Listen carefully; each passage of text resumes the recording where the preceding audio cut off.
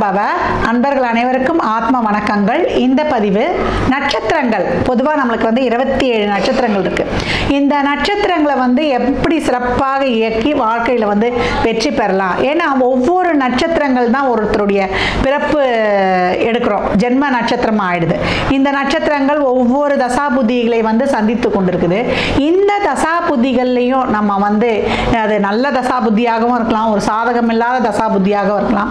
அனைத்து தசாபுத்திகளையும் இந்த நட்சத்திரங்களை சிறப்பாக இயக்கி வாழ்வை எப்படி வளமாக்கி கொள்வது என்பதை தான் இந்த பதிவில் காண இருக்கிறோம். நாங்கள் வாழ்க்கையில் முன்னுக்கு வரணுமா, எதை செஞ்சோம் எங்களுக்கு ஒரு சிறப்பான முன்னேற்றம் இல்லை அப்படின்னு சொல்பவரா நீங்கள், இந்த பதிவு உங்களுக்கான பதிவை ஸ்கிப் பண்ணாமல் முழுமையாக பாருங்க.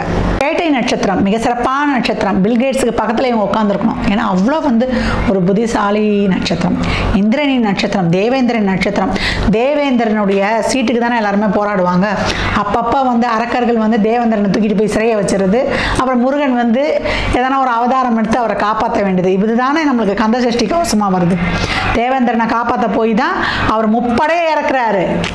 கப்பற்படை, தரப்படை, ஆகாயப்படை. ஆகாயப்படை தான் நம்மளுக்கு திருப்போரூர், கப்பற்படை தான் திருச்செந்தூர், தரைப்படை தான் நம்மளுக்கு திருப்பரங்குன்றம். 3 இதுல இருந்து வச்சு அடிக்கிறாரு.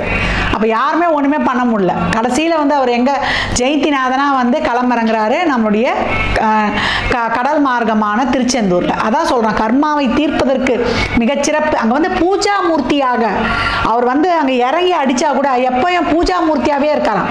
கையில் அவர் முருகா அப்படின்னு கூக்கும்போதே அவர் அப்பாவுக்கு அந்த பிரம்மஹத்தி தோஷம், ஏன்னா போர் பண்ணியாச்சு, பிரம்மஹத்தி தோஷம் வந்துருச்சு, அதை நீக்குவதற்கு அங்கே சிவலிங்கத்தை பூஜை பண்ணுறாரு. அப்போ கூட முருகான்னு கூப்பிடும்போது அந்த மலரோடைய பூஜா மூர்த்தியாக டக்குன்னு திரும்பி பார்க்குறாங்க. அப்பேற்பட்ட கருணையுள்ளம் கொண்டவர் அப்படின்னு சொல்லலாம். இந்த தேவேந்திரன் தான் இவங்களுடைய அதிதேவதை அப்படின்னு சொல்லலாம். வஜ்ராயுதமும் உங்களுக்கு ஐராவத யானையும் உங்க கூட இருக்குது. அது நீங்கள் மறக்கவே முடியாது. அந்த அப்போ வல்லமை உடைய நீங்கள் யோசிக்கலாமா, ரொம்ப டிப்ரெஷனில் போகலாமா? இது சந்திரனுடைய நட்சத்திரம். நிறைய டிப்ரெஷனாக இருக்குமா, என்னால் தாங்க முடியல, இதுலேருந்து நான் எப்படி வெளியே வருவேன்?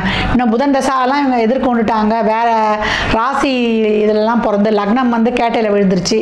வேற ராசியில் பிறந்து புதன் தசா சந்திக்கிறோம், மேஷ ராசியாக பிறந்துடும் அப்படின்னும் போதெல்லாம் ரொம்ப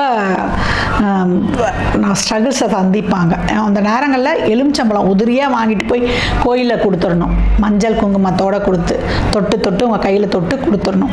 இந்த காலகட்டம் எப்பயும் நீங்கள் உங்களுக்கான சித்தர் யாருன்னு கேட்டிங்கன்னா வியாச முனிவரை வியாழக்கிழமை தோறும் நீங்கள் வழிபட்டு கொண்டு வரும்பொழுது உங்களுக்கு மிக சிறப்பான பலன்களை கண்கூடாக பெற்றுக்கொள்ளலாம். அதே போல் நீங்கள் சந்திரனோட செவ்வாயுடைய நட்சத்திரமான சித்திரை, மிருகசீரிஷம், அவிட்டம் இந்த நட்சத்திரக்காரர்களில் இந்த நட்சத்திர நாளில் நீங்கள் செய்யக்கூடிய காரியங்கள் உங்களுக்கு ரொம்ப சாதகமாக அமையும். யாருடைய உதவியாவது கிடைத்து வெற்றிகரமாக முடிச்சிடுவீங்க. அந்த நட்சத்திரக்காரர்கள் மேலே உங்களுக்கு ஒரு ஈர்ப்பம் ஏற்படும். அவங்க மூலியமாக உங்களுக்கு சில சாதகமான பலன்களும் கிடைக்கும் அப்படின்னா. கேட்டை நிச்சயமாக கோட்டை கட்டும். ஏன்னா அவங்க பிறந்த இடத்துலேருந்து தள்ளி போகும்போது அப்படின்னு சொல்லலாம். இவங்க சந்திரனின் தோஷம் பெற்றதுனால அம்மாவுடைய முடிவு உங்களுக்கு சிறப்பாக இருக்காது. அம்மா மேலே அதீத அன்பு இருக்கும். எங்கள் குடும்பத்தில் அம்மா தான், அப்பா அம்மா 2 பேர் ரோல்லையும் ப்ளே பண்ணுவாங்க. அம்மா இவங்க விஷயத்தில் எதுவுமே முடிவெடுக்காமல் இருக்கும்போது அம்மா பேச்சை அப்படியே பிளைண்டாக ஏற்றுக்கக்கூடாது. எது நல்லது எது கெட்டதுன்னு பார்க்கணும். அதே போல் யாரை நம்பணும் யாரை நம்பக்கூடாதுன்னு இருக்குது. இவங்க யாரை பெரும்பாலும் நம்புகிறாங்களோ அவங்களால இவங்க மிகப்பெரிய ஏமாற்றங்களை சந்திக்கிறாங்க. எப்பவும் தினமும் வாடிக்கையாளர்களை, சமுதாயத்தில் இருப்பவர்களை சந்திக்கும் தொழில்களை மேற்கொள்ளும் பொழுது, ஒரு கவுன்சிலிங் தொழில் இல்லை ஒரு அன்றாடம் ஒரு காய்கறி விற்கிற தொழில் இல்லை ஒரு உணவு சம்பந்தப்பட்ட தொழில் செய்கிறோம் அப்படின்னும் போதெல்லாம் அந்த தொழில்களை நேர்மையாக இருக்கணும். நேர்மையாக இருக்கும்போது சந்திரன் நமக்கு எந்த அளவிலும் ஒரு தோஷத்தை அந்த இடத்துல கொடுக்குறதில்லை. சந்திரன் தோஷம் பெற்ற என்னாகும், உடல்நிலை பாதிக்கும், ஸ்ட்ரெஸ் ஆகும், ஆரோக்கிய குறைபாடு இருக்கும். எந்த ஒரு சூழ்நிலையிலும் ஒரு சிறப்பாக முடிவெடுக்க முடியாது. தாய் வயதில் இருப்பவர்களை தாய் கிட்ட நிறைய ஆசீர்வாதம் வாங்குறதுட அவங்கள நல்லா பேணி பார்க்குறது, அவங்களுக்கு நல்லா ஒரு ஆடை தானம், அன்னதானம், வஸ்திர தானம் கொடுக்கறது, அவங்களுக்கு தேவையான உதவிகளை செய்யும் போதெல்லாம் இவங்க வாழ்க்கையில் மிகப்பெரிய முன்னேற்றத்தை காண்றாங்க அப்படின்னு சொல்லலாம்.